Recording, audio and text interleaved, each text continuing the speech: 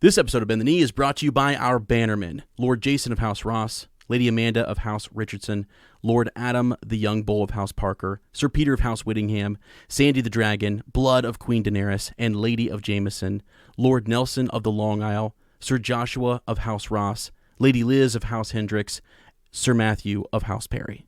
This podcast is protected by Lord Hunter the Foul-Mouthed, Lady Amanda of House Ryan, Lady Rajal of House Stevens, Sir Ron of House Golson, Lord Robert the Unfrozen of House Butler, Lord Paramount of Skagos Island.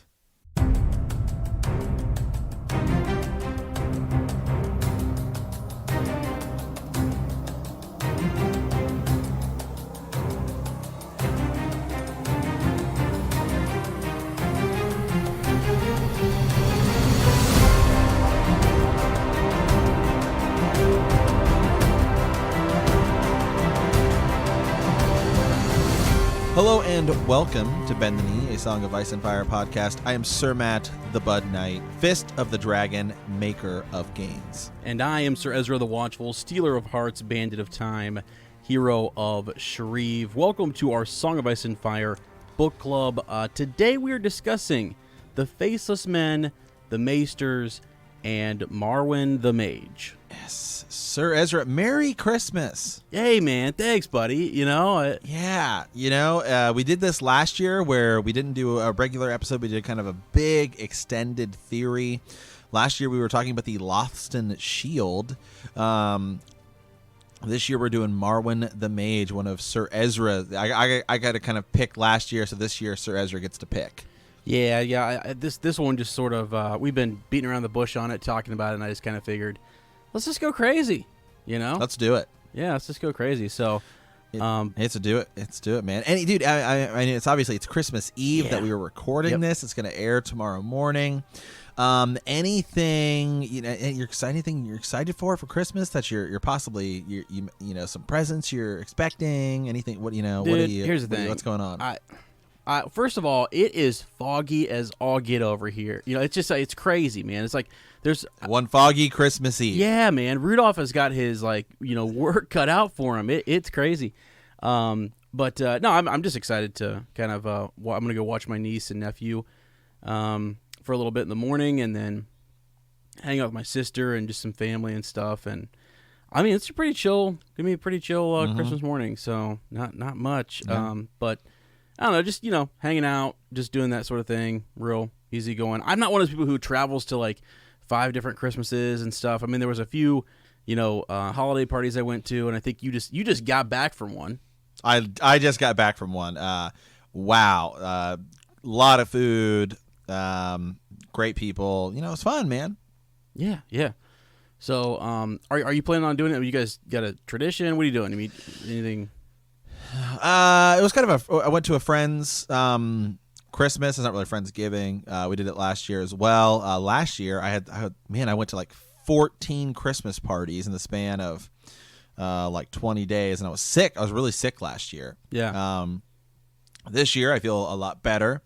But same thing that happened last year happened this year. I don't know what it is. Every holiday season, my pants shrink and the scale breaks. Okay, I don't get it. I don't understand. But every year it's the same thing. Something's like up. Clockwork. Yeah, something's up, man. The Illuminati are out here. Yeah, okay, dude. It's something.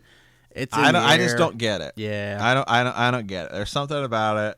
It's weird. No, and then tomorrow's gonna be chill, just small little Christmas gathering, kind of with my girlfriend's mom's side of the family. So it's gonna be it's 8 of us, so real chill, which is what I'm all about. And then doing one final kind of Christmas thing with her dad's side of the family on Saturday. But really, it's more just going to be a big, epic college football playoff Saturday, OH. Yeah, I.O., buddy. Yeah. Did you see in the group that I said that, and there were a handful of people that said they shouted they no they way. said that Jason Ross was one of them. He said man, he's like I said it out loud. Like he was listening to us at work. He was listening to us at work and said it out loud. He said people looked over at him. Oh, that's great. That's what. And Lady Amanda was another one who said it as well. And I'm sure maybe there were more as well. So yeah, certainly rooting for the Buckeyes over Clemson. Yeah, I mean, who isn't, right? I mean, exactly. Okay, Good I'm guys just versus saying. bad guys. Right. One team played 5 ranked opponents. The other played 1. Okay. So let's just get that. Yeah. Let's just get that out of the way. Then the other game, LSU, Oklahoma. So looking forward to those. I got money. I got LSU winning, and I got the Ohio State University winning. So yeah, that should be. Yeah, that'll be fun. This is a good time to catch up on some of the football and stuff. But you know what else, man? Just last week. And then going into this week, I actually forgot. I think tomorrow I'm going to go watch, if I can. The theater opens up around here for a little bit. The Rise of Skywalker.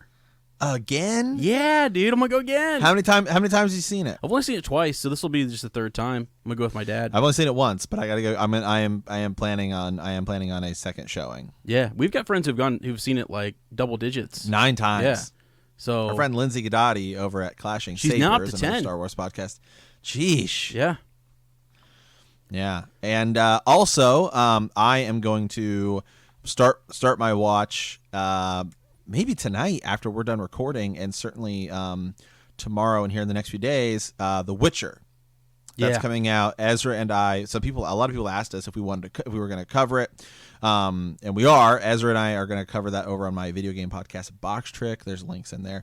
I was initially thinking we were going to do episodic, but I don't know if we're going to do that. There's just kind of there's a lot of stuff going on with the holidays, and obviously we're really busy with Star Wars stuff, and our other podcast launches today. Actually, we said January 1st, but there's a prologue. Surprise. Here's the Horn. The Wheel of Time podcast launches today. Episode is out currently. So over here at Not a Jokes Productions, guys, we are just moving along. But today we're going to be talking some Marwyn the Mage. Ezra and I have been diving, man. It feels good, actually. I feel like now we're back in the books. We're back into theorizing. Season 8 is come and gone. Yep. Whether for better or for worse for some people. And now I'm just waiting. Yeah. For the winds of winter. Oh, I know, man. And so with that, kind of what we decided to do here is, a lot of times we take a look back at like Summer Hall and historical events. We try to tie them into the main series and even see if they're going to influence it in some way. But really, I think this year, from now moving forward, and even on our Patreon series or whenever we drop one of these on the main feed, it's probably going to be more centered around, like, I guess, theorizing what could be happening with our characters going into the Winds of Winter, Mm-hmm. Yeah. Like what's at stake and all that kind of stuff, because there's just so much. There's so many people who it's so different from the show, and we also had some fun a couple months ago, like trying to put show and book together and saying how do we get to something similar. So and we have more. We have certainly more of that coming as well, because there are some characters. The big one for me is John Connington, right? And we talked about this before in some episodes a couple months ago when we were doing that. But he's a character he's the one who has grayscale, not Jorah Mormont. So what's Jorah doing in the books if that's John Connington who's there? Or that's where and then how does John Connington get there based upon where we know he is? So some of the merging you see with those characters, if that is how they're going to get there, based upon where they're at in the books with all this extra stuff, is it going to be the same? Right? Are we going to get possibly some more hints with Daenerys that could cause her to kind of turn and do what she does there go crazy kind of as she does. There's definitely foreshadowing in the show, but remember at this point in the books she hasn't burned down. She hasn't burned down Vase. No, wait. Excuse me. Am I saying something entirely stupid here? Am I having no. Well, yeah, an unwatchful moment maybe. No, I know what you're saying though. She hasn't gone and done all the different. She's done a few things where she's like over in Slaver's Bay, right? So she's crucified all those different people and stuff. Yes, yes. So there's a little bit of it, right? But I think there's going to be much more. Right, there's Maybe. going to be more. And obviously the Battle of the Bastards hasn't happened yet. Jon Snow's still dead. Is his resurrection going to be different? Mance Rayder is still alive. Yep. So that's kind of where we're going to be going, I think, in 2020, outside of just the main reread with some of our Patreon content and some of the bigger theories, Raven's Nest, stuff like that. That's all going to be coming. 2020 is going to be a big year, by the way, for us. I feel many great things coming. So Yeah. And so actually a good segue, I guess, into what we're talking about today. One of the things when you looked at the show, the Faceless Men and like the House of Black and White, there's no Arya is trained there, and she comes back and she uses that skill, I guess, and you could say ultimately she uses that skill to take out the lead White Walker, the Night King, if you will. We were just talking before we started recording this. We don't think that maybe is going to be the same way. We're not so sure that it's going to be Arya. Absolutely. In the book series. It could be, and that'd be cool. Could be. But we almost wondered if maybe the showrunners did this because they didn't really know exactly. They weren't given specific details, and so they thought, what would George do? His wife's favorite character is Arya. Let's go with that. Yep. So yeah, and exactly, because George isn't going to do that in the books, they chose to go with Arya. So that's certainly some validity to that statement, that argument. Yep. Okay. So here we go. I'm just gonna take my time with this. This is go right ahead. This is crazy stuff. This is your baby here. Yeah. We've been working on this doc. Has been wanting to talk, Marlon the Mage for quite some time. So yeah, and so it's sort of a combination. I'm just gonna sit back and listen. Well, hey, I'll tell you. Here's the thing. When you have that Reddit post, I put a comment in our doc here where it just kind of, if you scroll down, you'll see where, let me think here, where you talk about the Maesters kind of like taking over everything. Yeah. So we'll come to that in just a second. I've kind of taken several different theories and different speculation and merged them all into just one episode because I think it'll be interesting. And maybe some of you who haven't heard some of this stuff about the Faceless Men, Jaqen, Marwyn, the Maesters, maybe this will be kind of cool for you guys. If you have heard some of this, then just bear with us. I think there'll be pieces that are somewhat new, and we have our own kind of spin. We're going to put our own commentary on a lot of this too, so we'll see how this goes. So here's the thing. There's an interesting character. This all started because there's an interesting character, Marwyn the Mage, who at the end of A Feast for Crows, he's interesting because 25 years ago, or however many years ago it was, like when A Game of Thrones came out, like he's mentioned as someone that Mir Mazdur is like studied under and possibly learned healing from him. We know that she's dabbles in some blood magic. So it's like, that's an interesting guy. Why haven't we gotten more on him? Why has it taken this long? It was an idea that was in George's mind, and it's just now sort of, in this, it took a while for, I guess, us to meet this character. And so we're kind of like exploring him. We're also exploring the idea that the Faceless Men, there's more than just one. We often focus on Jaqen, and we think of him, but I think there are others. And we know that there are others, but like, where do we see them in the series, and where are they making their attacks and all that stuff? And also we think of them as only assassins. But I would say, Sir Matt, that they're not just assassins. They also are information gatherers. Like yes, right? I mean, they're almost like spies, like to some degree. Like when they set up an assassin. You have to be. You can't just willy-nilly go in there and assassinate people. Right, exactly. Well, and so one of the games that Arya learns while she's studying there is how to tell the truth, and how to tell if someone is lying, and also how to tell a lie, and all of that. And to tell a lie and make it believable, make it seem like it is the truth, and trick somebody else who is playing the same game into believing that you told the truth. So, I don't know. It's just a fascinating little society there. So, golly, okay, where to start with this? So the Faceless Men, I wanted to talk about their origins just a little bit so we have some understanding that this society kind of originated from the slave mines of Valyria. And you can find a lot of this in the wiki. It's just outlined there. But prior to the founding of Braavos, there was essentially this society, perhaps, there in the slave mines.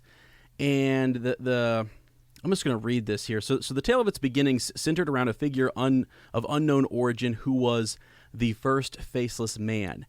This man heard the prayers of the slaves to their various gods and came to conclude that they all prayed to the same God with 100 different faces, the many-faced God, and that he was that God's instrument. This led to him giving the first gift to the most desperate slave. Later, the faceless man discovered another slave praying fervently for his master's death. He granted the prayer in exchange for the slave joining him in serving the many-faced God. So someone requested a death, they had a name, and that was granted, but you had to then join up. So sounds like a cult, okay?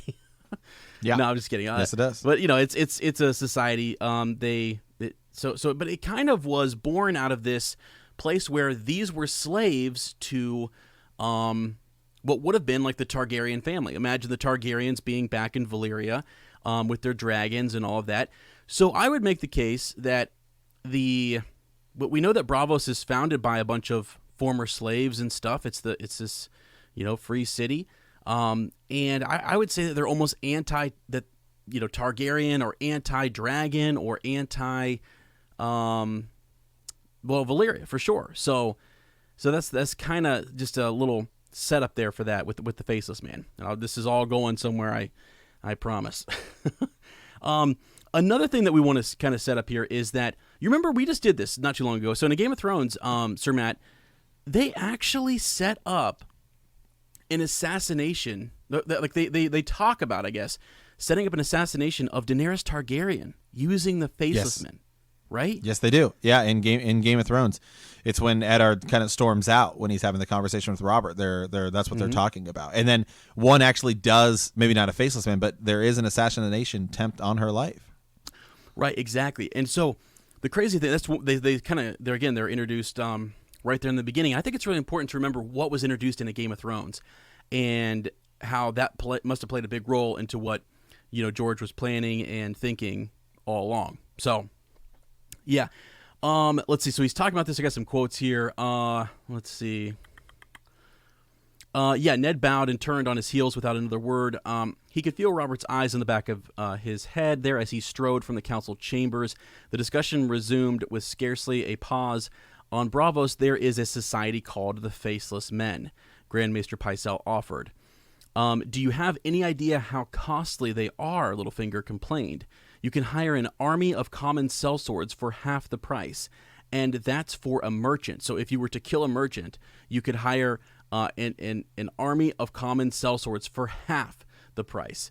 I don't dare think that I don't want to think about what they would ask for in terms of payment if we were to kill a princess.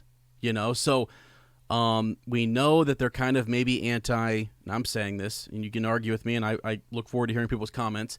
That they are anti-Targaryen, maybe anti just Valyrian in general, maybe anti-dragon, and they charge a lot. That their services are not easily acquired. So right, yeah. Littlefinger actually goes on to kind of say he eventually convinces, like, hey, we'll just offer some reward. We'll let somebody kind of give it a go, and it might be. It's not as precise. It's not as guaranteed. And he kind of says to Eddard, like, that he almost did a favor to Daenerys. Had they have hired a faceless man to kill her, surely she would have died.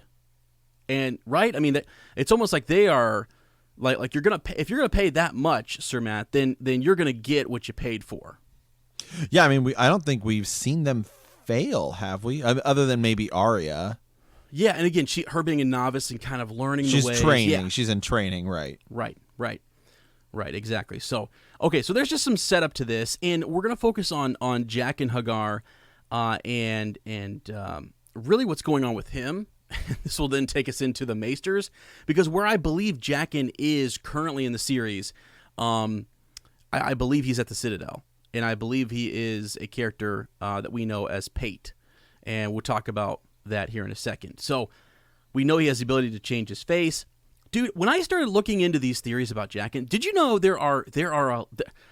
it's actually there are things we've never talked about on this podcast that are out there about like you know when he shifts his face with Arya and he changes there, some people have gone on to say that that's not just because we see them wearing faces and we think of them like applying a face and stuff. It's something beyond that. Yeah, people are saying that perhaps either that's maybe how it starts out with the Faceless Men and then it evolves to where they actually then are just magic users, and other people say it's a glamour, and that it could be a glamour that we see.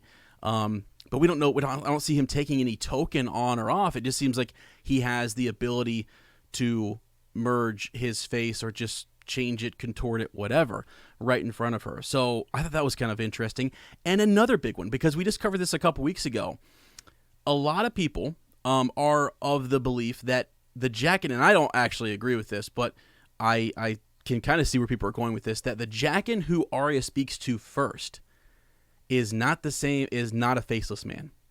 That the Faceless Man was outside of the cage and was traveling, and then takes Jaqen. Yes, Jaqen's face, because Jaqen is laying later on in the cage, he's laying unconscious, and possibly burned or whatever, and that they then assume his identity and step out. And one of the things they say is that that would be cool. That would be super right. cool. It would be. They also kind of indicate that, well, maybe, he didn't, the Jaqen that's initially speaking to her doesn't recognize that she's a girl. But my counter is, even if he did recognize it, what benefit does it do him to mention that? Even if he notices that she is a girl, but he calls her a boy, right? I don't really know that matters that much. And I think he does it because he knows it, and also I think that there is something. That's why I'm a bigger believer in the idea of Syrio being Jaqen. Yeah, and that there's a bigger, that they specifically go after Arya, not like go after her, try to kill her, but it's almost kind of like the Blood Raven brand thing, right? Where it's here's maybe somebody that they see as a potential to be very powerful in their order. For sure. Yeah, and I'll watch your career with great interest. Exactly. And actually really interesting is that I think the ability to shift into something or to warg or whatever, skin changing, if you will, or whether it's warging, whatever you want to call it with Arya, we know that she's dreaming and she's often, connected with Nymeria. I think that ability or having that maybe magical property in your blood makes you a better candidate for this society to become one of the Faceless Men. I think it does too. So you could be right. Because I don't know that anyone can just become a Faceless Man. No, right. It's It does. I mean, theoretically, it seems like maybe it is just an order you choose to go into because we don't necessarily know who he does, and Arya essentially chooses to go into it. Mm-hmm. Yeah, but that doesn't necessarily mean that anyone can. Right, exactly. And actually, I don't know why I just thought of this, so I'm going to do a quick aside here because as we set this up, I want people to remember that you have what would be, when you think of magic, and I'm only going to focus on 3 different factions right now, which is like your Targaryens, the Valyrian Freehold, dragons representing magic, and the Faceless Men are doing something which is magical, I would say. And it seems like so you have those 2 entities, and then you have the Maesters who are pretty much anti-magic, right? I mean, they sort of, besides Marwyn the Mage, who we're going to get to, they are kind of seemingly, Maester Luwin a lot of times is very dismissive of it. They want a world that is ordered by science, and they're kind of against it. Yeah. Yeah. I mean, they laugh at Sam. Yeah, they do. Yeah. So I think I want to keep that. I want everyone to keep that in mind. And then their books about those type of things seem to be locked in a forbidden section. Yes. Yeah. Or discarded, not brought up. Yeah. Exactly. Right. Exactly. And I think it's because it's a society or it's a group of people who, maybe forming or forging that last link in your chain, the Valyrian link, like Marwyn has, is very difficult, and not many of them can do it. So, majority kind of rules. Like, we don't like those people. Like, if we can, let's try to work against them. So that's some of what you had found. It was a theory that you were we've talked about it briefly on the show, but it's something we want to tie in here. So, yeah, it's part of a larger, almost like the Grand Northern Conspiracy, the Grand Maesters conspiracy theory, essentially, in that they are trying to dismiss magic generally throughout. Mm-hmm. Right, exactly. Okay. So let me see here real quick before I get too carried away. A couple of things, and this is just to drive home a few points here. So Jaqen H'ghar there with Arya, we kind of know, and this is, again, we've bounced way ahead of the reread, but we know that he is going to... See, I guess I need to make my point here. I think that he was intentionally in the cells, and I think he was in the cage, and I think he knew Arya, so I'm not of the mindset that he actually, was walking outside of the cage, saw Jaqen H'ghar, and took over his body. I'm not either. Yeah, so I just want to make that clear. I just brought that up because I thought that was kind of cool, and I think that's sort of an aside it's interesting. And that's something that would be interesting to come back to later. Yeah, for sure. But yeah. Right now, even in looking to that a little bit, I'm not an agreeer of that. Yeah. Okay, so now from here we know if you follow Jaqen and you follow his storyline, we know that he goes, he and Biter and the other guy, they end up going to Harrenhal, and they flip sides there or whatever, and he's still kind of in communication with Arya. He grants her the 3 names. The whole business goes down there where she calls 2 names, kills him, no problem. Then she wants to, free the Northern men, and he's sort of like, can't do that, pick a name. And she's like, well, then I'll name you. And all of a sudden, he's like, oh, no. He's like, unname me. It's almost like there's some binding thing, like it's some magic or something that, like, I mean, he really wanted himself to be unnamed. So he agrees to help her, and she eventually unnames him. He gives her the coin, which is super special, and he wants her to come right then and there, which is something I kind of forget. He actually wants to take her and train her, and she kind of wants to know about this power or whatever, and if she could do that. But she ends up deciding that she needs to get back home, and he says, well, if in the future you ever want to, here's the coin, here's the phrase, see you later, we'll meet up. Now, from there, we don't really know what happens to Jaqen H'ghar. And the case that is made is that his appearance, his face, is very similar to, in A Feast for Crows, in the prologue, the alchemist is actually after a key. He's trying to recruit an individual to go into the Citadel, go to Maester Walgrave, which is where we're about to deviate here and go talk about the Maesters for a second. But Jaqen, who I believe is Jaqen H'ghar, with the same description of his face and everything, when he changes in front of Arya, is the description that Pate in the prologue tells us. And there's a bunch of little different phrases where it's like, he was no one. He says that he's just a stranger. He's truly no one. And he gets the key, and he actually poisons Pate with the gold, with the coin that he gave to him, which is exactly the same way that Arya, when she is over in Braavos, makes her kill, with the merchant. She puts a poisoned coin in there. And so people have looked at that and they said, well, clearly that's a faceless man. Look at his facial description, very similar to Jaqen H'ghar. It parallels Arya.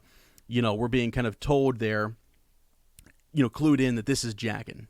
And so I buy that, and I think that is who he is. So it's just fascinating that he's after a key that unlocks any door in the Citadel, can get you into any place. And he's getting this from an Archmaester Walgrave. And it's sort of like, why does he need that? What is he after? What is going on? Why does he need this key? Is he not an assassin? Is he after somebody? That's sort of what you would think, right? But so he definitely wasn't paid to kill this underling, Pate, right? But I think if you were let's say you were hired to kill like a king or a queen or something, the way in which you get there other people may die along the way and may need to, and he may need to assume their identities to get there. So I'll kind of leave that thought just out there for folks. Let's see. So now we come to some interesting questions, which people have asked and I think are fascinating to discuss. Who hired Jaqen H'ghar? And who is he meant to kill? Or is he meant to kill someone? And again, this is all going to tie into the Maesters and to Marwyn because he is at the Citadel. And he's clearly not there, Sir Matt, to be friends with any. He's there stealing a key. I mean, he has a boy go steal it for him. Then he steals that boy's identity, and it can unlock any, door there. So he's after something from the Citadel. So who would be interested in getting something from the Citadel? And here's where I'm just gonna keep plowing ahead here. Is it all right? Go right ahead, man. I'm right there with you. Okay. So a couple people that are put forward. You have like Illyrio, Euron Greyjoy. Some other people have been put forward. Yeah, maybe like a Lannister. So we'll see, and I would be interested to hear what other people think about who hired Jaqen, or even if you don't think it's Jaqen, who hired this faceless man to kill Pate to get the key to go into the Citadel. That is interesting, I think, and I would love to hear what people think there. Now, a common speculation is that Jaqen is in Westeros to obtain a copy of a rare book titled The Death of Dragons. Okay? And the reason this sort of comes up here, in a Dance with Dragons, Tyrion is actually he's being asked to detail everything he knows about dragons. And remember, I said that in the beginning that this faction or this society is probably anti-dragon, maybe anti-Targaryen. So and so like that So there's two lines of thought here. Either they're operating on their own, someone hired them, and then you look at motive and what are they doing there in the Citadel. But a lot of people do believe that they're after a special book that is in the Citadel, and Tyrion makes this mention. This is in Tyrion 4, Dance with Dragons. He says, Blood and Fire is a fragmentary, anonymous, blood-soaked tome containing information about dragons. It is sometimes called The Death of Dragons. The only surviving copy is supposedly hidden away in a locked vault beneath the Citadel. Now, hear me out. This is where I'm going to I have my own thought. Because I started wondering, well, why in the heck is he in the Black Cells? And why would Jaqen be on his way north with the with the Night's Watch? Okay? And what I'm thinking is that we had just read, and actually maybe it's this next week, we're going to read about Sam looking for maps, where they're about to go north, and he's talking to Jon. He's like, there's thousands of books here. He says that there are more books basically at Castle Black than almost anywhere, that they would maybe even rival what's at the Citadel. Yep. And Maester Aemon, when he actually leaves and is asked to come back to the Citadel or whatever, he takes some very important books with him that he thinks the Citadel should know about. And that's only just a few that he can maybe remember. He's a little feeble, but there are some there that he thinks are significant, and some are crumbling. And I even thought about, when you think about when the Maesters were set up in Old Town and Citadel, the wall is much older. And I would say the resources and the things that they have, the manuscripts, the maps, whatever it may be, are much older. So if you are Jaqen H'ghar and you were hired to go hunt down this book, and this book is, basically The Death of Dragons or Blood and Fire, there might be two places where you could go look. Mm-hmm. One would be the wall, and that would maybe explain why he is with the Night's Watch and he is traveling north. When that doesn't work out, and Yoren is killed and this chaos, just things go crazy, that plan doesn't work anymore. So now you have to go to the Citadel, and maybe he thought that was harder, and I would imagine that it is actually much harder to sneak around past a bunch of very intelligent individuals, and if Marwyn the Mage is there, might also be difficult to get around him. I kind of think he might right. actually be an ally. Well, I think the other thing is, when you go to the Citadel, everyone is there. Yeah, there's a lot of people there, and it's busy, but everyone's like, they're all maesters. They're all a little more intelligent. Doors are locked, and they're far more particular about the stuff that's there. If you go to Castle Black, nobody cares if you go to the library. If you're like, people would be like, why are you even going in there? Like, why are you wasting your time? And so it's a total different scenario. Right. Yes. Exactly. So that's sort of the setup there to that, in that I think he's going there to get that book, The Death of Dragons. Now, really, why would he? And Tyrion tells us that it's there at the Citadel, and I'm just making the speculation that I think it's also probably up at Castle Black, and it could be there for numerous reasons. You got thousands of years of history there, so I don't even, and that's just straight me speculating, and it's based up on a chapter I just read where Sam is super stoked, and Maester Aemon's bringing back special books that the Citadel has never even heard of.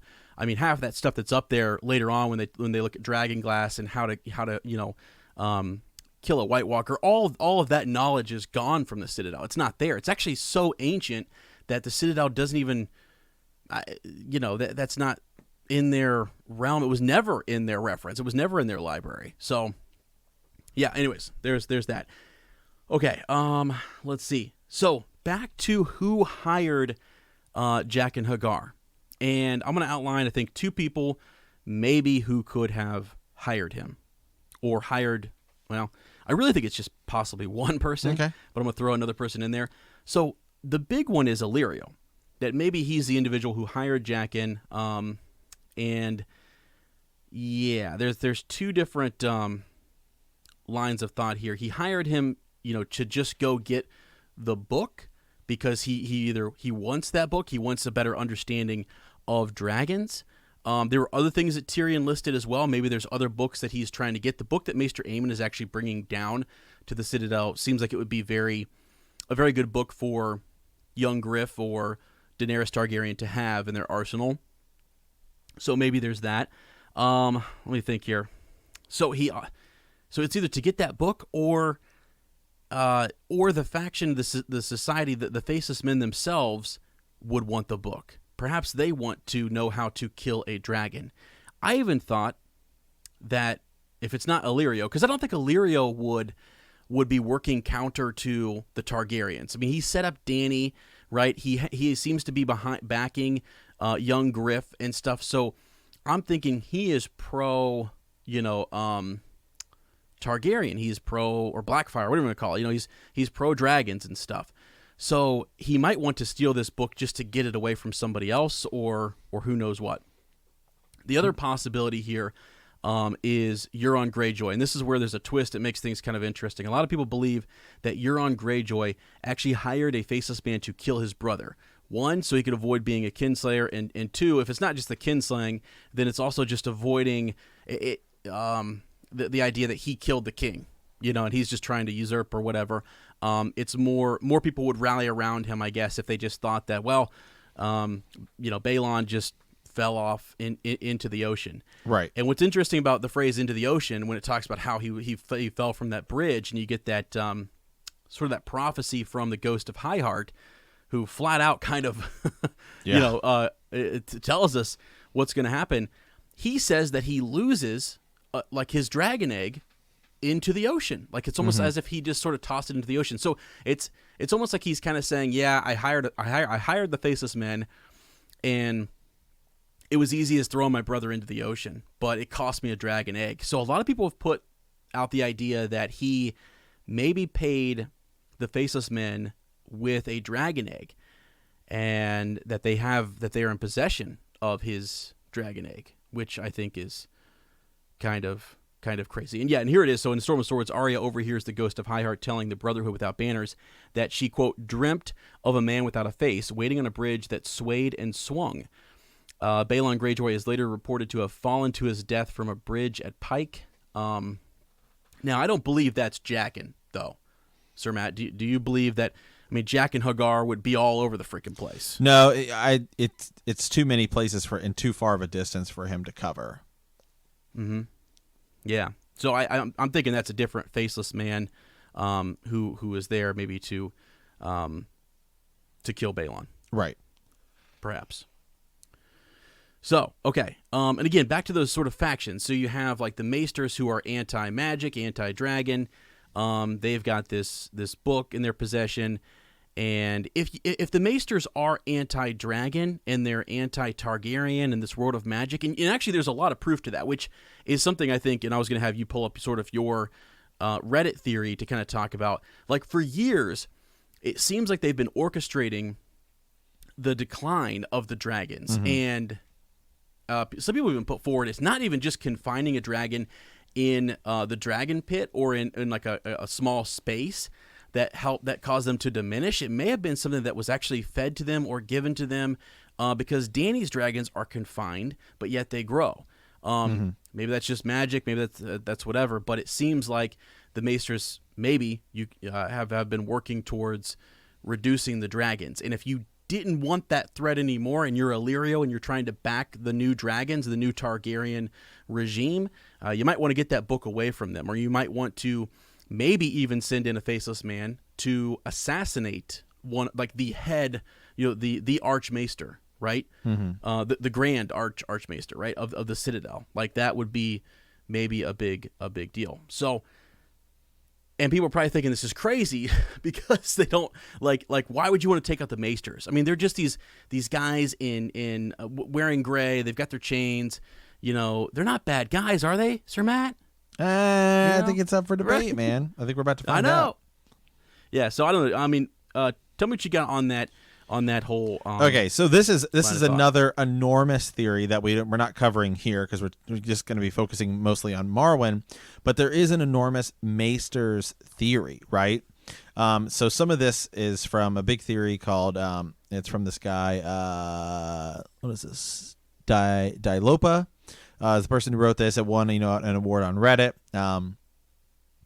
He says basically that the Maesters are doing their best to rid the world of magic. And it seems like they're coming up with the idea that, it's the dragons, right? He says, so first let's start off with the case of magic in the universe of A Song of Ice and Fire. From the ASOIF wiki, dragons are believed to be intrinsically tied to magic in the seasons of the world. Since dragon became extinct from Westeros, the power of magic dwindled and the winters grew colder. Even if they aren't directly caused, there's certainly a correlation between dragons and magic. So eliminating dragons might eliminate magic. He says, well, we know that the largest dragon known to man was Balerion the Black Dread, Aegon the First Targaryen's Black Dragon, who burnt Harrenhal. Since then, dragons grew smaller and smaller. After the Dance of Dragons, the species became somewhat endangered. Many people believe that it was because of the confinement to the dragon pits that was what caused them to grow smaller and smaller. Although this user actually argues that that's wrong. That it's that actually the confinement of them shouldn't have caused them to grow smaller and smaller. He says, after killing the Marisen girl H'ghar, Viserion and Rhaegal are confined and chained in the Great Pyramid, which is the makeshift dragon pit. It should have had the same effect. He says wrong, because they still grew to full size and grew larger while they were confined. So then it goes on a little bit after that. Now, do you want me to go specifically to kind of Marwyn, or just keep talking a little bit about how they're because I think this. How it is that the Maesters are trying to rid the world. And I think really quick, the Maesters are the ones who were there telling the stories about what happened with Aegon Targaryen. And Old Town was really kind of the seat of power of Westeros before King's Landing was created. So it's almost like if you look at you look at like the church in our own world, the church was, Rome and everything was such an enormous seat of power. And then as other governments in France and England and all these other things started to rise and become more powerful, the centralized church started to lose a lot of its power. But I mean, there is actually a church as well in Game of Thrones. But, if you just kind of think about it as that correlation. Yeah, well, actually, on that line of thought there, a lot of times what George says, he's talked about the different maesters who wrote the history text that we read, is that you have to take it with a grain of salt because it is the maesters. And even in our own history, controlling the narrative becomes much harder when you have other factions who can also tell the story. Right. And you say, well, hold on a second, we got conflicting, points of view here, or different. Different tellings of the same story. So what's up with that? So I think that is something. The Maesters are struggling with. A big thing there is look at Arya's point of view of Jon's birth and his upbringing and some of that stuff compared to what's his name, Ned Dane, right? Yeah. And Arya freaks out hearing about that. Wait, what? Hearing and so a on different perspective. Yeah. that's on a small, like on a small scale. Yeah, exactly. It's a good example. And then take that to a larger scale. Now it's sort of like we've got to get to, and actually those two, right, maybe don't even have an agenda. But if you start to think about exactly, that's like, that's why I bring it up is because it seems very unlikely that Ned would have an agenda. Ned Dane, right, would have an agenda for that. Yeah, right. Yeah, so I think it is important, like right here, where you're talking about the fact that the dragons were confined. That maybe wasn't what caused their decline. So I think this goes on to say. Now, the only thing I will say really quickly against that is what we know is that being chained up, I think they're talking about over generations caused them to become smaller because you think about like evolution, right? They're not eating as much food. So I think that is the argument. I don't believe that it was specifically because they were chained up they weren't able to grow full size. I still think that they could grow to their full size of, so I think there's some evolutionary stuff in there as well. Yeah, and so it's like the Maesters, I mean, over time, if that was sort of the thing, let's confine them. Right, the next generation would be smaller. Part of that too. Yeah. And so it's really hard to take one small little example here where Dany's dragons were chained up for however long it was, like a month or whatever. Couple months at the most. Right. Yeah, but they still grew. So that is I agree with you on that. That's kind of a hard sell, I guess, sometimes. So yeah, let's see, what else do we have here? Okay, so this is where we kind of get into the bit with and it's funny how this is all connected. This is really actually kind of fascinating. Like, this Reddit user goes on to talk about how he's looking for another reason for the dragons to become weaker and or stronger. The theory that dragons were supposed to live free in the skies instead of chained, however, was created by the Maesters. So he's making the case that is sort of something that was created by the Maesters. For being very knowledgeable, they were pretty far from the mark. So here we go. And this is where you start to kind of get like this idea that maybe we shouldn't trust the Maesters. Because from the get-go, and we've always trusted the Maesters, right? We have no reason to really not, except for Pycelle. And that's interesting because that's been there from the Qyburn. Yeah, and actually, I almost trust Qyburn a little bit more. I mean, because he actually shows a real strong affiliation to Marwyn, and actually seems like they both are kind of not on the same page, but they at least have a lot more respect for each other. But yeah, you would think that these are supposed to be men who are in an order that are devoid of like loyalties and stuff based upon their family, family or whatever. Like they're just there to give counsel and advice. And it's actually in A Dance with Dragons where, let me see here, who is this? Lady Dustin, right? And she's talking to Theon. I guess I'll just read this. This is chapter 37. This is the title that is The Prince of Winterfell. As Maester Medric went to one knee to whisper in Bolton's ear, Lady Dustin's mouth twisted in distaste. If I were queen, the first thing I would do would be to kill all of those gray rats. They scurry everywhere, living on the leavings of the lords, chittering to one another, whispering in the ears of their masters. But who are the masters, and who are the servants truly? Every great lord has his maester, even lesser lords aspire to one. If you do not have a maester, it is taken to mean that you are of little consequence. The grey rats read and write our letters, even for such lords as cannot read themselves. And who can say for a certainty that they are not twisting the words for their own ends? What good are they, I ask you? They heal, said Theon. It seemed to be expected of him. They heal, yes. I never said that they were not subtle. They tend to us when we are sick and injured or distraught over the illness of a parent or a child. Whenever we are weakest and most vulnerable, there they are. Sometimes they heal us, and we are duly grateful. When they fail, they console us in our grief, and we are grateful for that as well. Out of gratitude, we give them a place beneath our roof and make them privy to all of our shames and secrets, a part of every council. And before too long, the ruler has become the ruled. And so that's her initial. It's kind of shocking, right? I mean, just her commentary, her thoughts on maesters. We don't really get that. I don't think we got that until this novel, actually. unless you're just suspicious of like Pycelle and stuff. Yeah. Which we should. We are. Yeah, absolutely. But sometimes there's just one batch. There's just one bad guy out of the whole faction, and you don't really think it's the whole faction that could be misleading or manipulating or whatever. But really, in a subtle way, she says they are subtle. So now here's something else. She goes a step further. This might even have been when they went down to the crypts, because she goes down to the crypt and she's with Theon for a little bit. Let's see here. Quote, "That was how it was with Lord Rickard Stark. Maester Wallace was his Grey Rat's name. And isn't it clever how the Maesters only got only go by one name, even those who had to when they first arrived at the Citadel." So again, that's sort of like we know that with Maester Aemon, he's not Aemon Targaryen, he is just Maester Aemon now. That way we cannot know who they truly are or where they come from. But if you are dogged enough, you can still find out. Before he had forged his chain, Maester Wallace had been known as Wallen Flowers, or Wallace Flowers, I think.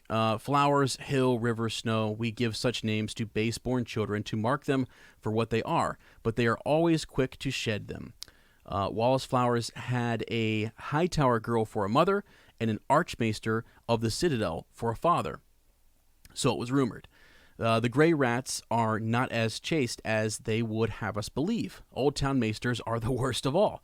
Once he forged his chain, his secret father and his friends wasted no time dispatching him to Winterfell to fill Lord Rickard's ears with poisoned words as sweet as honey. The Tully marriage was his notion. Never doubt it. Yeah, so then she broke off as Roose Bolton is, coming around there. So it's interesting. So she's kind of putting forward, we've been covering, kind of talking about in our Harrenhal series, that this Southern ambition, this idea that you would want to make alliances with the South and possibly drive out the Targaryens, maybe was instigated by Maesters. Mm-hmm. And we were thinking, well, it's just the lords. They want to get, make some unions and some pacts or whatever. Do you think Old Town collectively would have enough money to back the tournament? Jeez, I never thought about that. Yeah. I never thought about that. That actually would be kind of crazy, wouldn't it? I mean, he's using wildfire. I'm sure they're not too thrilled about that. They're not too thrilled about the Mad King using wildfire. Yeah. Right. And they've got the Targaryens dwindled down to, to this meager, I guess, lineage or whatever, this group, right? It's right. So maybe, I don't know. I never thought about that though. That's really cool to think that maybe they'd. I'm sure they'd much rather have. With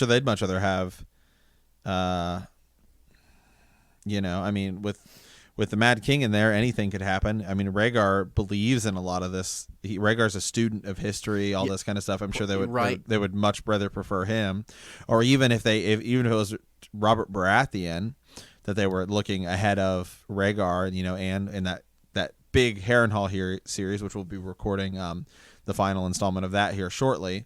Yep. If it was Robert Baratheon that they were looking to, I'm sure Robert Baratheon could care less what they do over there. Here's your funding, but do whatever you want. Yeah, and just in short, really, so people understand that whole series. Originally, when we presented the Eternity at Harrenhal, we talk about the southern ambition from these northern lords, or just even like the Riverlands and the Vale, to kind of make alliances and actually maybe put forward Robert Baratheon as a contender to the throne. It was actually believed that Rhaegar was going to call a council and depose his father, and during that council, I think he thought, well, obviously people are going to vote for me, but I think the Maesters may have been vying for, if they were, let's say you take Lady Dustin's sort of word on this, and they were the ones who were kind of prompting and pushing this southern ambition, then maybe they would want a Baratheon who, like you said, doesn't really care, isn't like Rhaegar trying to dabble in prophecy and the chosen, all this Azor Ahai stuff or whatever, because that just to them is, they scoff at Bran and any of the other kids. They're just tales. It's silliness,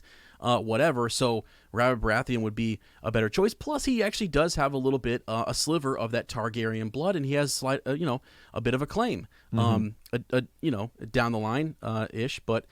they could make that case. So that's kind of crazy. So you start to think about the Maesters in that regard and how they are, pushing this agenda, and that they're a faction that maybe you would need to work against.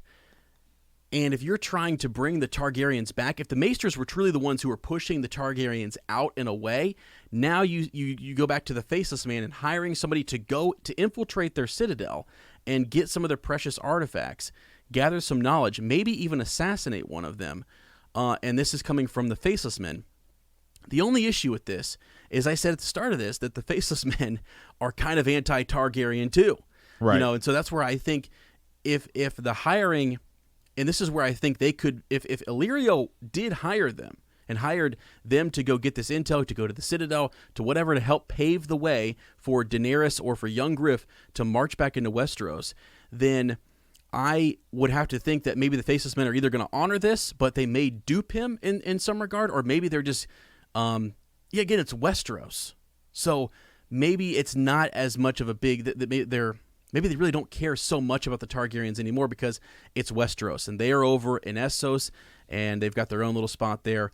I really think that the Faceless Men also might be anti-Maesters, and this whole, if the Maesters are sort of behind everything, and they might be more willing to work with the Targaryens because the Maesters are anti-magic, and they are magic affiliated, So that's where I kind of think it would make sense that they would be engaging in this conspiracy or whatever, So yeah, crazy. Haven't even talked about Marwyn.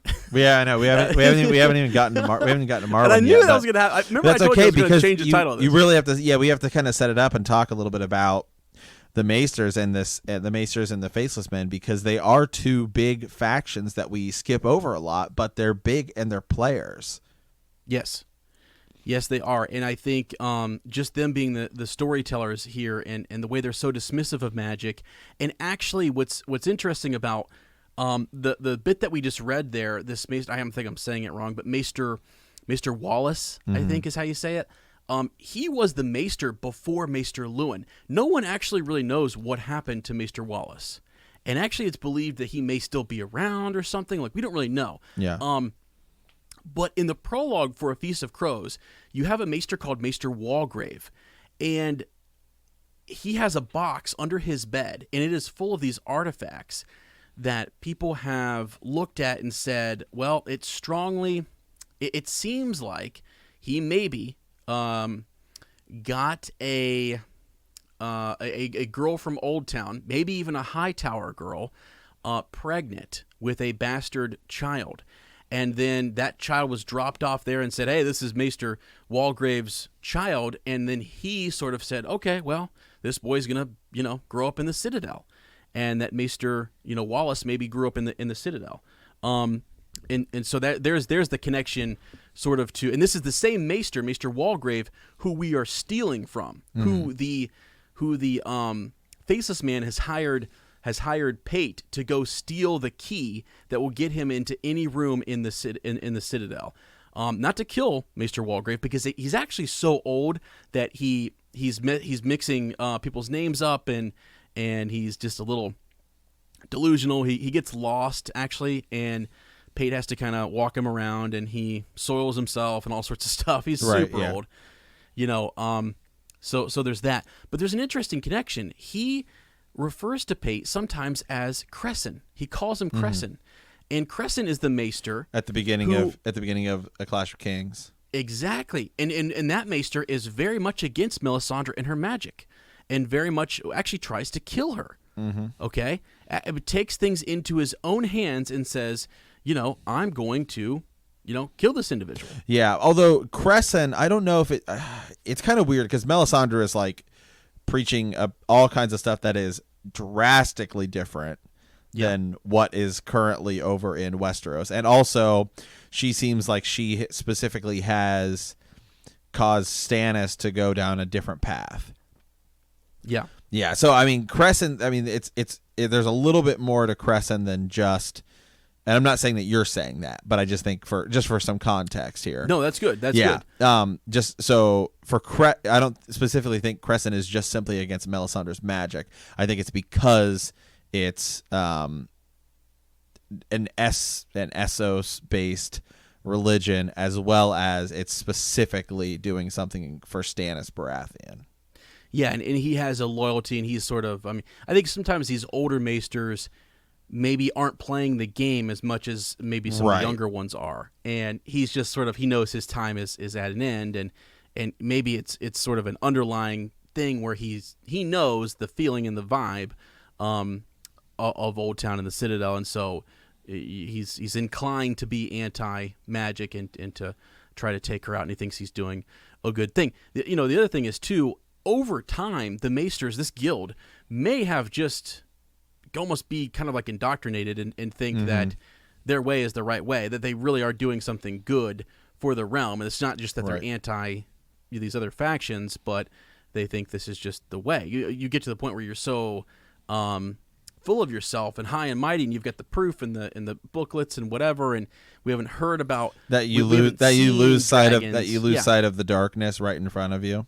Yeah, that. Man, yeah, exactly. Where have we seen that before? Right. Yeah. Yeah. So I don't know. I mean, that's sort of it's a cool little connection there, I guess, just between some of those maesters and who we're stealing from. Now, let's bring in Marwyn the Mage, and he says a lot of stuff that actually backs up a lot of what we've been talking about here. He himself is sort of an enigma in the Citadel and here at Old Town. He is not a traditional maester. No. He is actually called Marwyn the Mage. Qyburn actually likes him a lot. Right, yeah. And actually him being called Marwyn the Mage is almost it's magical, connected to magic. And he studied it. He has the Valyrian link in his chain and all that kind of stuff. So let's just read a little bit about him. What's fascinating is when we start to talk about what he believed the Citadel would have done to Maester Aemon had he made it there alive. He believes they would have killed him.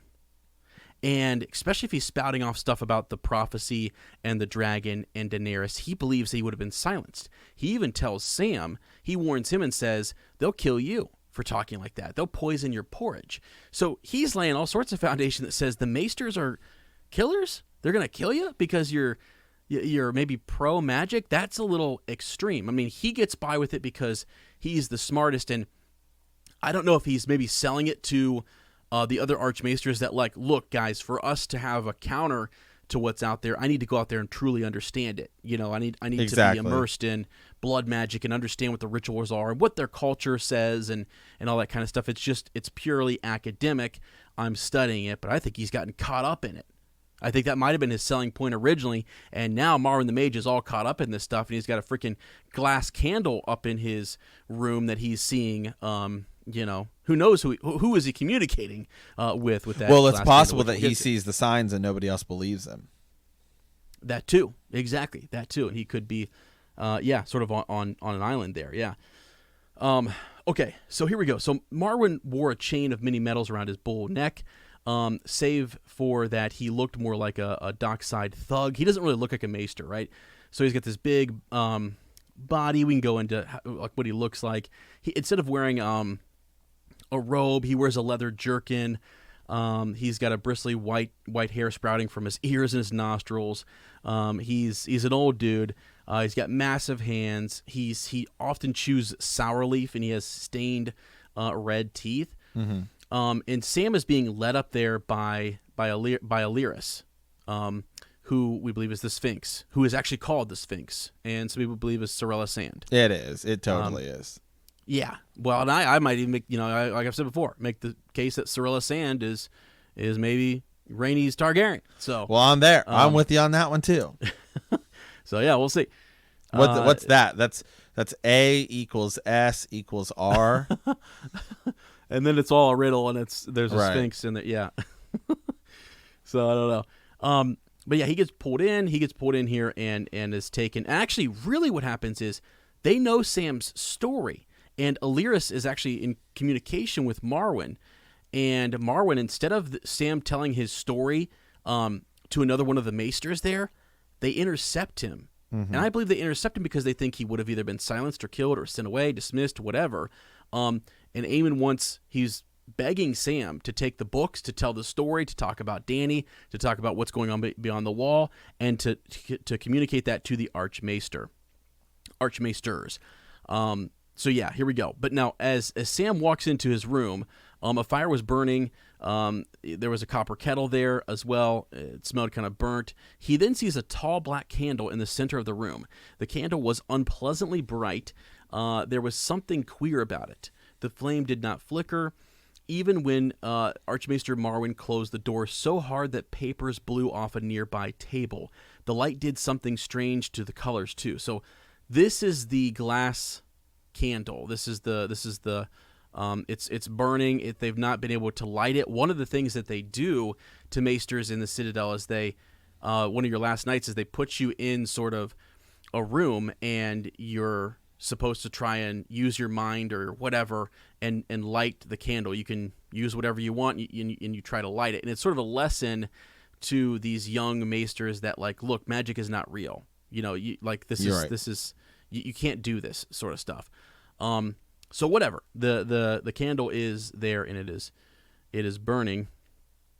Sam found himself staring. The candle itself was 3 feet tall, slender as a sword, rigid, twisting, glittering black. Is that... And then obsidian, said the other man in the room. Okay. Call it dragon glass. Archmaester Marwyn glanced at the candle for a moment. It burns, but is not consumed. Sam then asked, what feeds the flame? And then he says, what feeds a dragon's fire? All Valyrian sorcery was rooted out in blood or fire. The sorcerers of the freeholds could see across mountains, seas, and deserts with one of these glass castles. They could enter a man's dream and give him visions, and speak to one another half a world apart, seated before their candles. Do you think that might be useful, Slayer? And he's calling him Slayer because he's heard the story that this is Sam the Slayer. Right.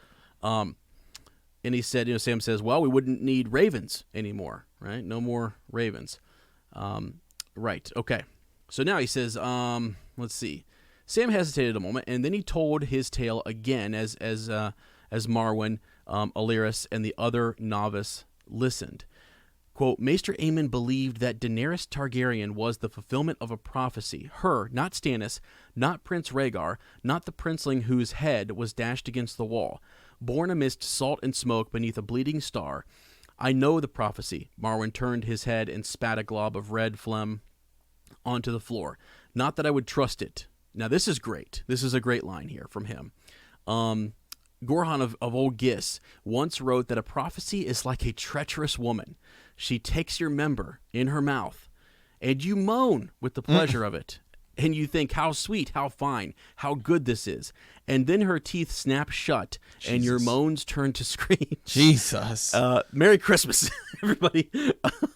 That is the nature of prophecy, said Gorhan. Prophecy will bite your prick off every time. Jesus he chewed Christ. a bit. Still, ... Now think, George wrote this. George that put sounds this in about here. right. Yeah, that sounds about right. Right? I think that is sort of a big, just sort of smack that says, we talk a lot about prophecy. It's going to bite your prick off. It's really not. It's going to turn on you. Although he chewed a bit, and then he just says, still, ... And he leaves it hanging as if like, well, maybe there's something. But I don't know. I'm not all in on prophecy. So, anyways, Alleras stepped up next to Sam. Aemon would have gone to her if he had the strength. He wanted us to send a maester to her to counsel her and protect her and fetch her safely home. Did he? Archmaester Marwyn shrugged. Perhaps it's good that he died before he got to Old Town.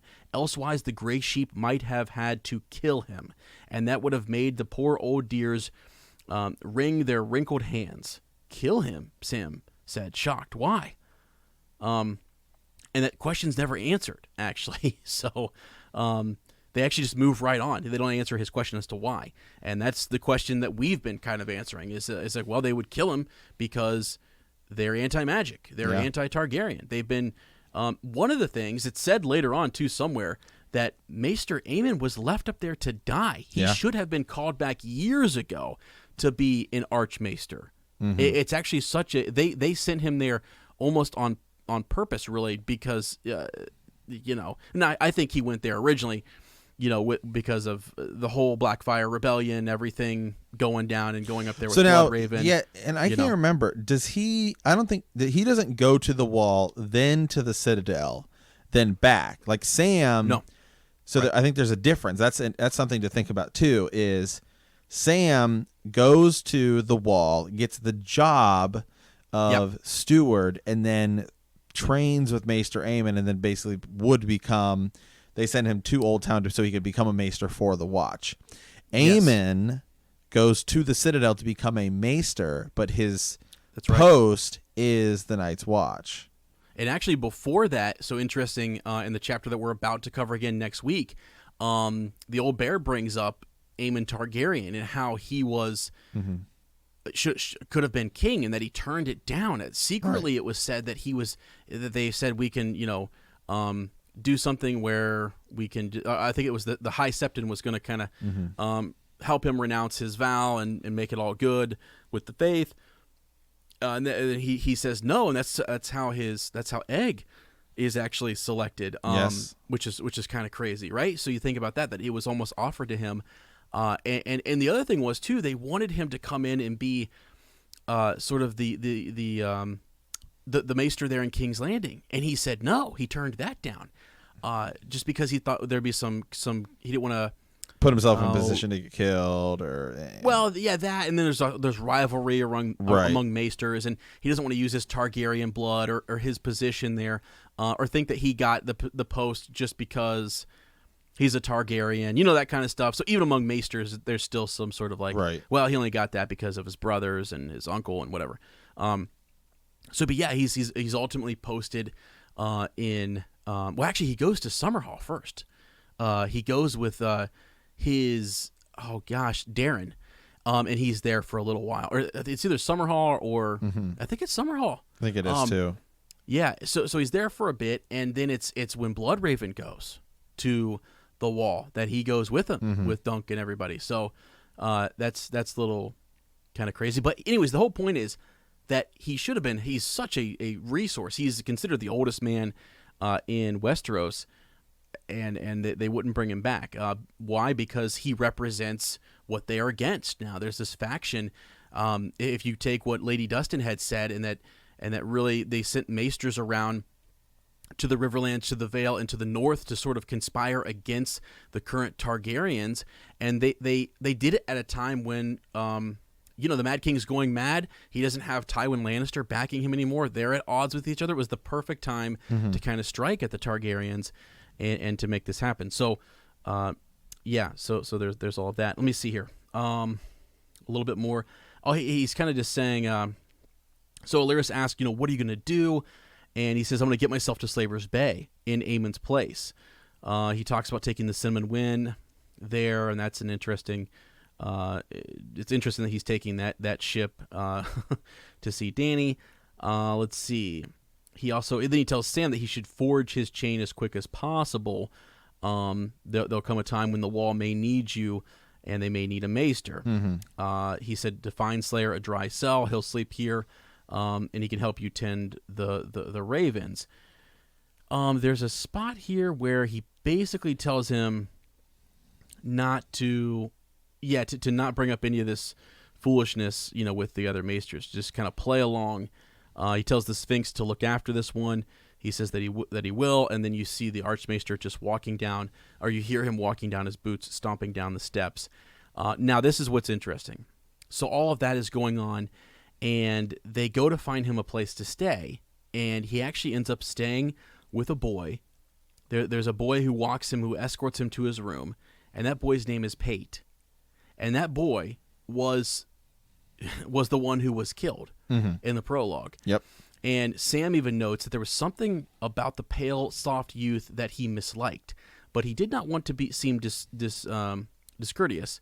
So he added, "My name is not Slayer. Truly, my name is Samwell Tarly." The boy answers and says, "I'm Pate," the other said, "like the pig boy."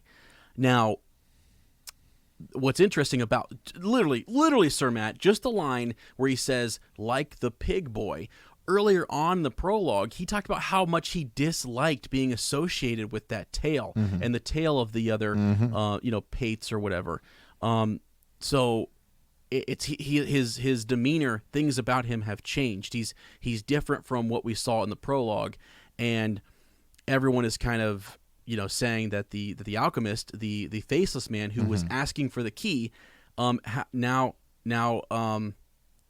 has turned into Pate. And so here's my question: why not just kill Pate and then be in his shoes, be in his position, and get the key?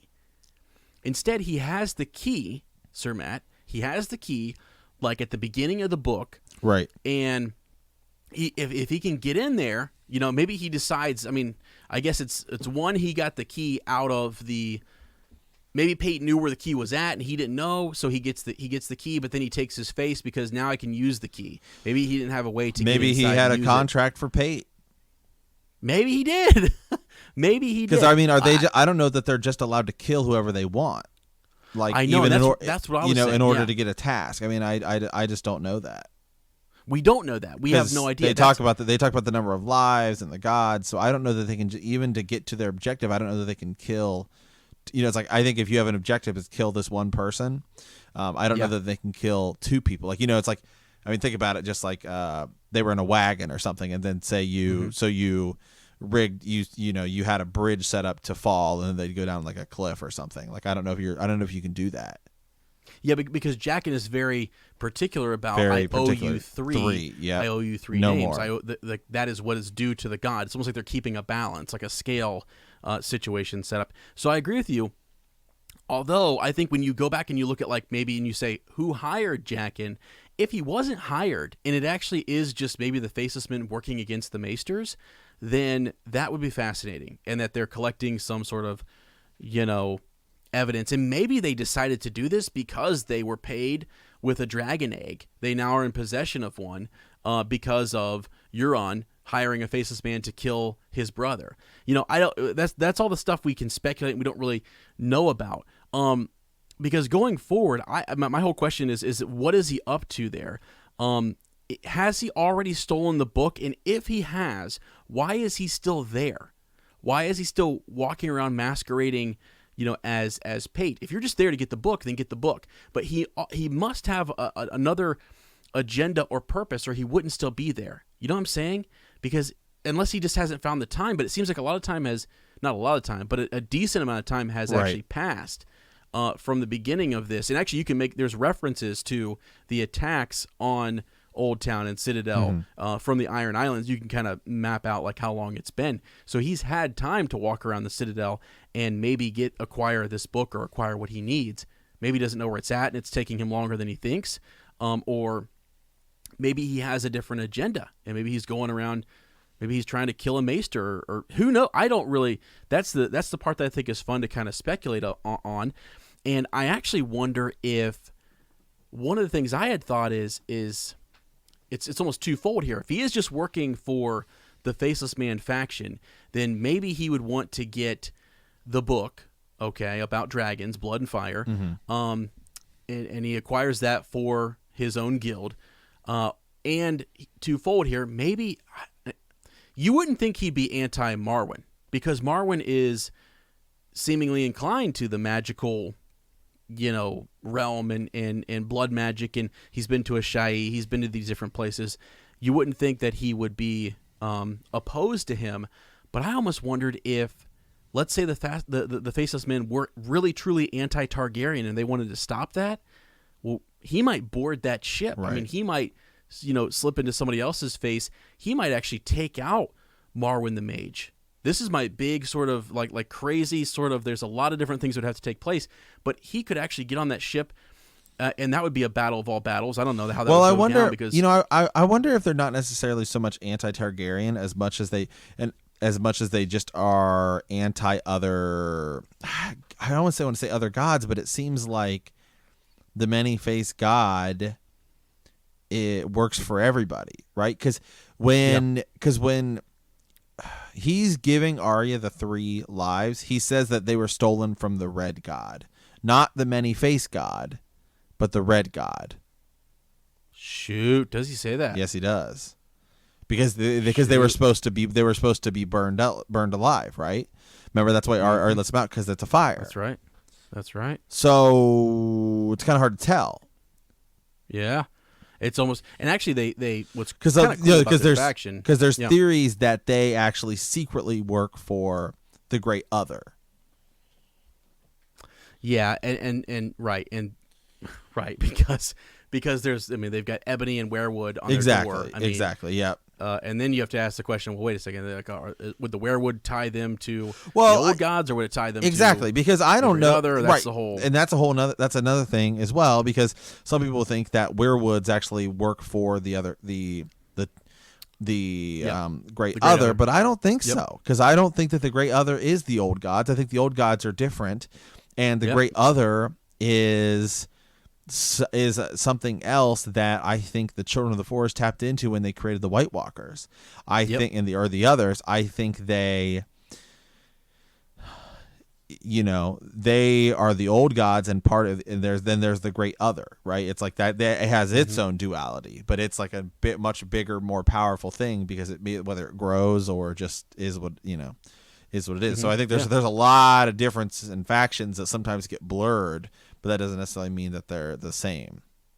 Yeah, and again, I think the only reason I bring up the origin there about where they came from and how they were established is to sort of say, because if it is just Illyrio hired them, then the story kind of ends. You would think it ends there. He goes in, he gets the book, he gathers maybe some intel, and he's out. But I don't understand why he's staying. I don't get why a faceless man is still there, unless he just hasn't acquired the book, or if there's someone there he's supposed to kill. Is there an archmaester he's supposed to take out? And the one that Pate is closest to is Maester Walgrave, who has lost his freaking mind. Although Maester Walgrave was in charge of all communication in and out of the Citadel. He was over the Ravens. I mean, there's even a theory that he could shift into the Ravens, actually, which is wild. I don't know that I believe that, but so you look at that, and it's sort of like the other maester that he's closest to now, Pate here seemingly, would be Marwyn. And you're like, well, if Illyrio hired him and Marwyn is going to help Daenerys, that seems like that'd be a good thing. Like Illyrio would want that. So I just don't know what his role is going to be here. I think he's a fascinating character to kind of watch and to figure out, like, what is he doing here in the Citadel. I get the whole him coming here to get the book, and again, that's all kind of speculation. That's all timing. When you had, and then after A Feast for Crows, you had then A Dance with Dragons, where Tyrion drops this bit of information as there's this one special important thing that is at the Citadel, and like how to kill a dragon would be a pretty big deal. Like if you had that information and you're an assassination guild, you might want to acquire that. Now, Illyrio wouldn't want you to acquire that, though. And again, I'm going off of if Illyrio is the one who hired the faceless men to get the book. I think maybe the guild just wants the book for their own resources. If they knew how to kill a dragon, like what if somebody names one of the dragons? I don't know if that counts, if you can name a dragon or not. Right. But wouldn't that be kind of wild? So you see what I'm getting at? Absolutely. Like, as to maybe who wants that book? And I'm just saying, take it for fact. Just for a second that they want to get that book. If that's the case, then who wants that book? If you're Dany, you want to get that book. You want to keep it out of somebody's hands. Illyrio, same thing. If you're the faceless men, well, then you want it so you can maybe use it against somebody, or you just have the power there. The maesters want it because they are, again, maybe possibly anti-dragon, anti-magic. Yep. Yeah.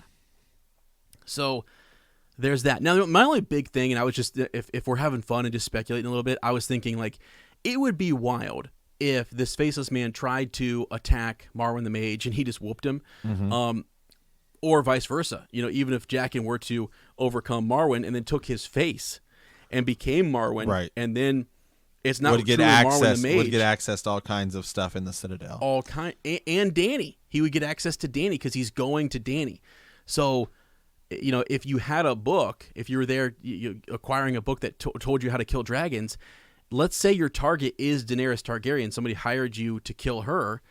I don't know who that would be. So then again, that wouldn't really be even Euron Greyjoy, nor would that be Illyrio, because Euron Greyjoy is actually sending his brother Victarion there to acquire her as his bride. He's trying to make a marriage proposal to her. So you'd have to come up with a different individual who has hired the Faceless Men to go after Daenerys, or it's just them as a faction going after her themselves because she's rising and maybe could be, I don't know, maybe it's some ancient grudge. But it's sort of a wild thing. I mean, it's just sort of a wild speculation thing because absolutely. I wonder what Marwyn's going to be up to. I wonder what that's going to be like to see him, there as a counselor. Will he ever make it? And I think about the TV show and I think, well, if he wasn't important enough to bring in to that, like did he take the place of Varys? Like what I'm saying? Like Varys was there. We see him in the TV show with Dany. Maybe that's Marwyn who's there.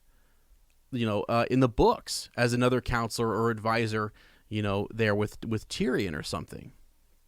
I mean, if Barristan, whether he lives or dies or what have you, I think it would be kind of interesting to think about. See. Yeah, just to think about.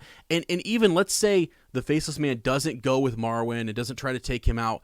What is he doing in the Citadel, and who is he going to kill, or what information is he going to get, and who is he getting it for? And that's what I would love for people to. I'm more than willing to even do a follow-up on for free on Patreon, just to throw it up there if you guys have thoughts. And I hope somebody's penciling down something saying this is a bunch of bullshit.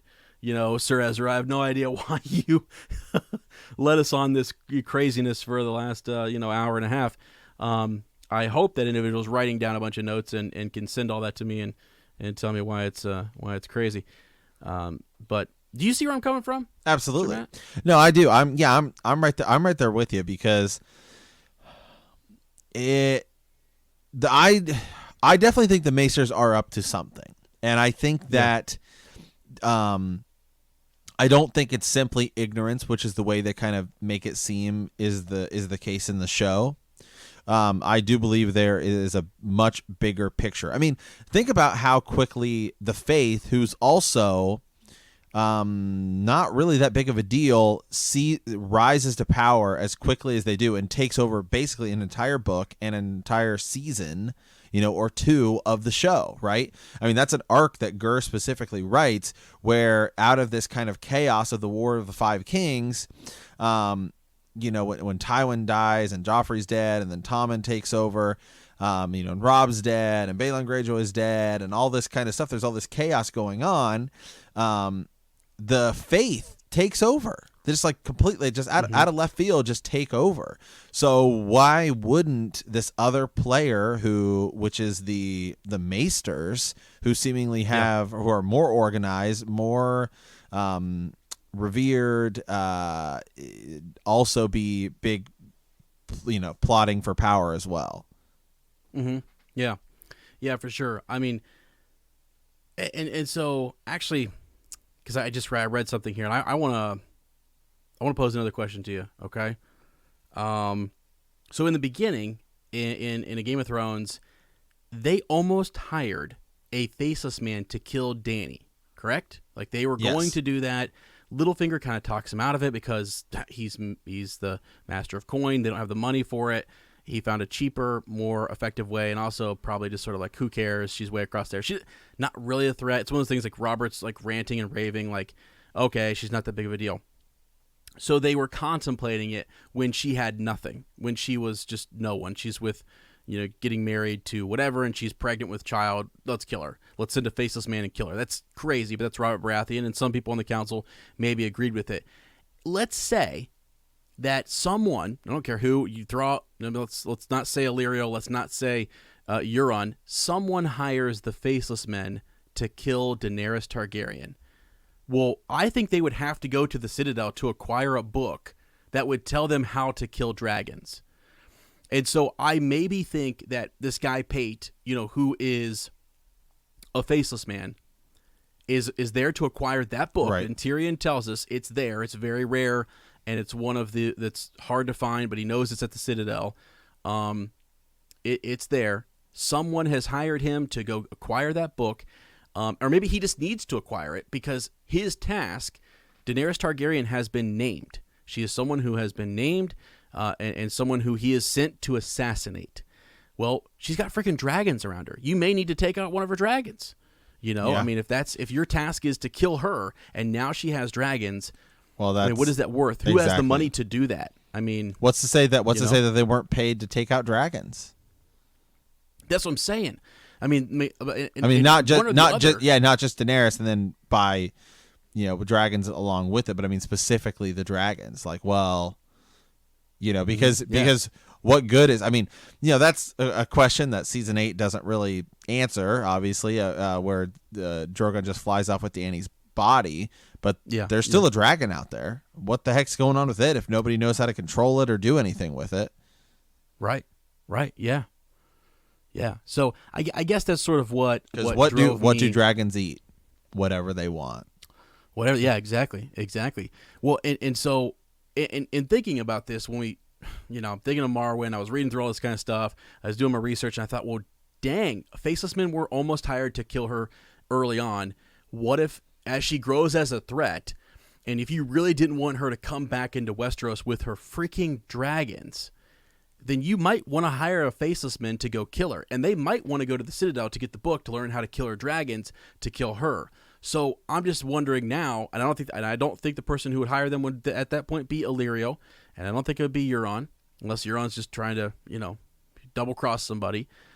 You could throw out Cersei, you could throw out the Iron Bank, you could throw out a lot of different maybe individuals, who wouldn't want to see the return of a Targaryen with her dragons. So, yeah, food for thought for the realm, just to kind of think about, who hired the Faceless Men to go kill dragons or to get this book or whatever. And again, you kind of have to, for this theory to work, you kind of have to assume that, I mean, it is fairly it's pretty well accepted that that's what maybe a Faceless Man would be going to the Citadel to get. There are probably other crazy awesome books there. But when you look at the text and you say what books were mentioned specifically by our point of view characters that were precious or sacred, that seems to be a pretty big one. And that's one that lets you know how to kill dragons, which is kind of a big deal. Yeah. So, yeah. I don't know. All right, so I've rambled. I went on for way too long. It's freaking great, man. I love it. It's crazy, dude. Didn't even touch half the stuff in this doc, by the way. Oh, I know. We're gonna have to come back. We're gonna have to do some more. We're gonna have to do some more Green Dreams and everything. But it's great because we can. We still have just Marwyn in general, so a lot more to talk about with him and everything. So, this is kind of this is what we do. This is our Christmas episode. It's basically kind of like a free Green Dreams, which is normally what we do on Patreon. So we're probably going to be talking a lot more Marwyn the Mage and Maesters and Jaqen H'ghar and the Faceless Men over on Patreon. And we do have a handful of some episodes on that as well. And just kind of a cool reminder is that if you do sign up on Patreon, you get access to everything that's there. It's not like you just get what goes forward. It's kind of like a library. You get to go visit our Citadel that we got over there. So. Right. So, and just remember, it's Christmas. Mm-hmm. Absolutely. No, just kidding. Just kidding. But it is a lot of fun. We enjoy connecting with people there, and it's a fun way for us to kind of not dilute our feed with different stuff like this and keep true to the reread, and also do fun stuff where we kind of stretch it. Absolutely. And talk about things, all across the series. So, and you know what? Eventually, Sir Matt and I would love to just continue podcasting and making more content and just going absolutely freaking crazy like this. So Patreon is definitely a way to help support, the podcast. Yes, absolutely. So, all right. Well, hey man, Merry Christmas. Hey man, Merry Christmas. This is too, fun, buddy. You did a lot. You worked really hard on this doc. We were trying to figure out what we want to do, and actually, it was kind of funny because Ez was looking through all these docs, and then I kind of pulled up the Maester theory, and so it just kind of ended up working out it just fit in perfectly. So. All right. Well, hey guys, we want to thank you for playing the Game of Thrones. In our next episode, we will be discussing Chapter 6, Jon 1 of A Clash of Kings. Yep, absolutely. We'll be back next week with that. So And actually, don't forget, we're posting some more stuff right after this. We're going to be recording more stuff for our Patreon series, so be sure to go check that out if you need more. If you like our podcast, do not forget to subscribe, like us, write a review, leave a comment, or send us a raven at btkcast@gmail.com. We will see you in a week, and remember that the night is dark and full of terrors.